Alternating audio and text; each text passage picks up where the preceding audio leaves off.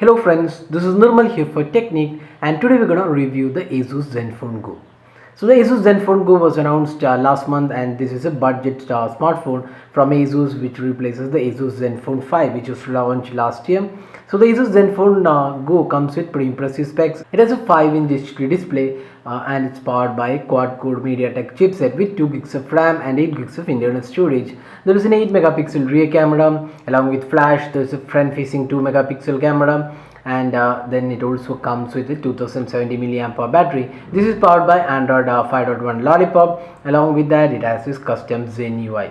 So spec wise, it's a fairly good device. This is priced 7,999. So let's find out whether this device is really value for money when compared with the competition. So first up, let's see the design and build quality. So design wise, the ASUS Zenfone Go does not offer anything new. It does look like the ASUS Zenfone 5. You can see the curved rear panel, you can see the camera unit, the ASUS logo, the speaker located at the bottom. There is a Zenfone branding. So everything looks very similar. We have the ASUS logo at the front as well. The power and volume keys have been given a chrome finishing. The micro USB charging slot is at the bottom, the 3.5mm audio jack on the top, and you also have the 3 capacitive touch buttons and the pattern at the bottom. So everything looks very similar to the previous generation Zenfone. So it's a pretty compact device. You can see the curved edges gives definitely a good feel to the device. So overall, in the design and build quality, there is nothing new to offer. If you love the Zenphones, then you would be probably loving the Zenfone Go as well. Now the build quality also looks pretty good. The matte finish on the rear panel also looks pretty good. So overall, it's a well built phone with a pretty decent design as well. Now moving on to the display. So this sports a 5-inch display. That's a 1280 by 720p display. And there is no Corning Gorilla Glass support, but there is anti-fingerprint coating on this device, and the display is pretty vibrant and colorful and also pretty sharp as well. So display has been one good aspect with most of the Zenphones, and even the Zenfone Go also has pretty good display. The viewing angles are also pretty good, so even the touch response feels pretty good. The colors do look pretty good, but then there is no protection offered on this device, so you might need a protective film to prevent from scratches.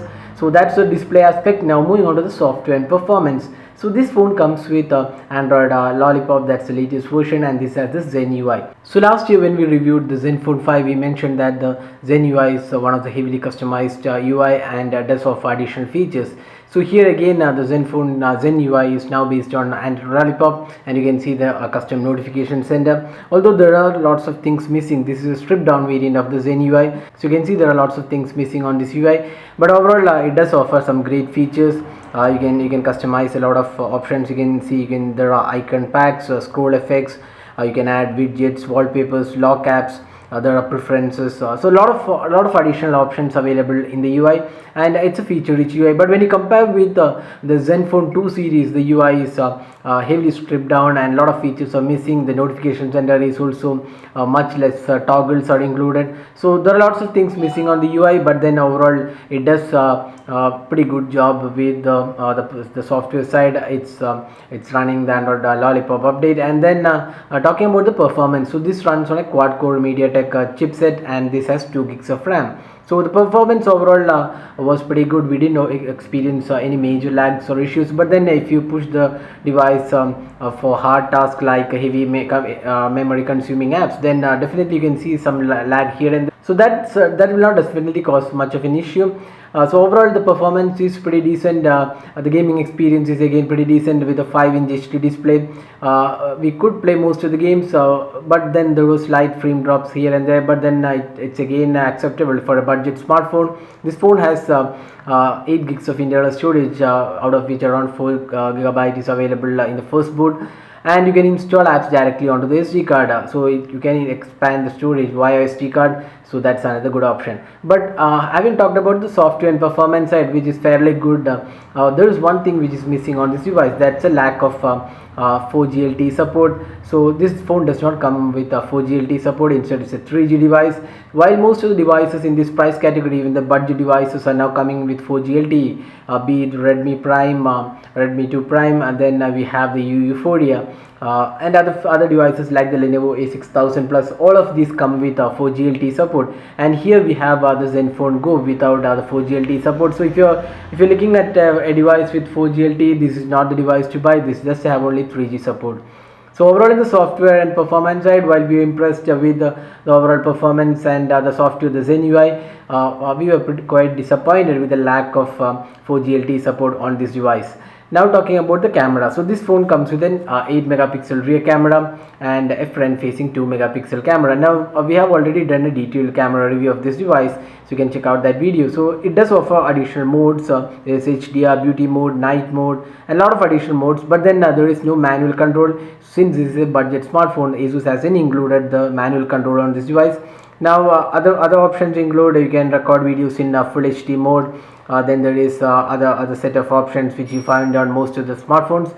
So overall the interface is pretty good, feature rich, and does offer most of the features you would like on a budget smartphone. Now talking about the camera quality, so this is where the ASUS Zenfone Go disappoints big time. So the 8 megapixel camera quality was pretty poor, and the sharpness levels were very low. The images were blurry and noisy, although the colors did look pretty good even in the close-up shots and also daylight shots. The sharpness levels were pretty low, and even if you take photos in the bright sunlight, it's blurry and pretty noisy towards the edges of the photos. So that's something which we didn't expect from ASUS, because ASUS has been pretty good with their camera smartphones. The Zenfone 5, the Zenfone 4, even the latest Zenfone 2 series also have a pretty good camera, but then the Zenfone Go disappoints big time with the camera performance. Even the full HD video recording was also pretty noisy and not really recommended for a user who is looking for a better camera.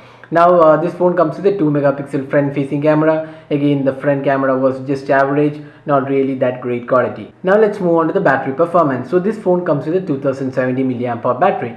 Now one of the issues with the Zenfone 5 was that the battery performance was pretty low. That was with the Intel quad-core chipset. Now we have the MediaTek chipset, and with a 2070 mAh battery, the battery performance was pretty good, and we could get one day of usage with the battery, with casual usage like gaming, camera, using social networking apps with a few calls, and overall we would say the battery performance is pretty decent, and we would say it's much better than the ASUS Zenfone 5, which had a pretty poor performance in terms of the overall battery.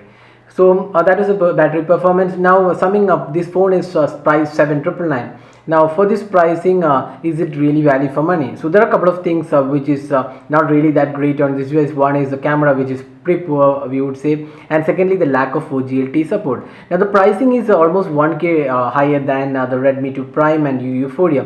Both of these devices come with 16 gigs of internal storage, while the ASUS Zenfone Go comes with only 8 gigs of internal storage, and even the Redmi 2 Prime and Euphoria have 4G LTE support with far better cameras than the Zenfone Go. So if you're looking for a budget device with 4G LTE support, we definitely would suggest you to look the Redmi 2 Prime and Euphoria, because they offer better specs than the ASUS Zenfone Go. The ASUS Zenfone Go definitely has a pretty good software. Overall the performance is pretty decent. There is 2 gigs of RAM, then you have a decent display design and build quality, and also decent battery life. But the major issues with the device is lack of 4G LTE support and the poor camera quality. So that was a detailed review of the ASUS Zenfone Go. So hope you like this video. Don't forget to hit the like button and also subscribe to our YouTube channel for more videos. Thanks for watching. Have a great day.